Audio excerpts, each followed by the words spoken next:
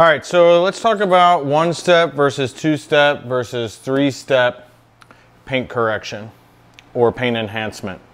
So why do you need typically, let's say, a three-step correction? So usually the reason you need a three-step correction, and a good example is the black Cadillac that we're working on today that's heavily swirled.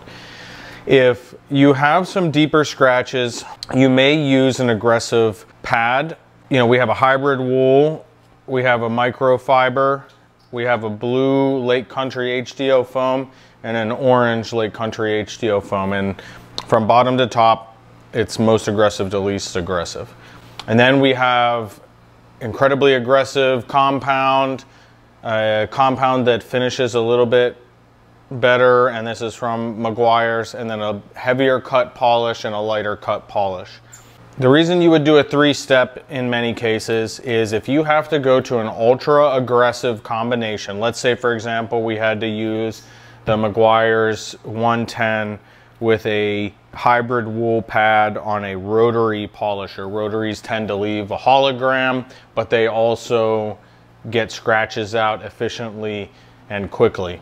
So if we started with that, we couldn't just finish. If you've ever seen a vehicle on the road that kind of shimmers or has that we call them holograms, but if you have that holographic look, that's because it was never finished off, and that you see that a lot with body shops.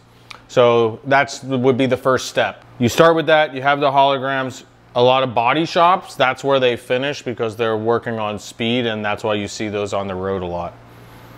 The next step would be to polish it. Now, in many, many cases, you can get away with, where we get away with Meguiar's 210 Ultra Pro finishing polish.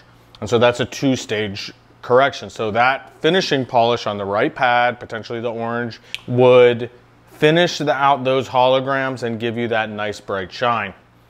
Now, why would you need a third stage or a third step? The reason you would need a third step is some paints are very soft, they scratch easily, they tend to leave marks, or you know, you may need to start with a compound, go to a heavier cut polish, and then a lighter cut polish. And that's the three steps. And if you know, it depends on the level of perfection you're looking for, and 9 times out of 10, you could get away with that two-step and most people would be totally fine with it. But say you had a show car, and so you would want to remove the main scratches with a compound, you know, some more scratching with a heavier cut polish, and then finishing it off with a lighter polish to give you that final gloss and shine with no scratches or next to no scratches.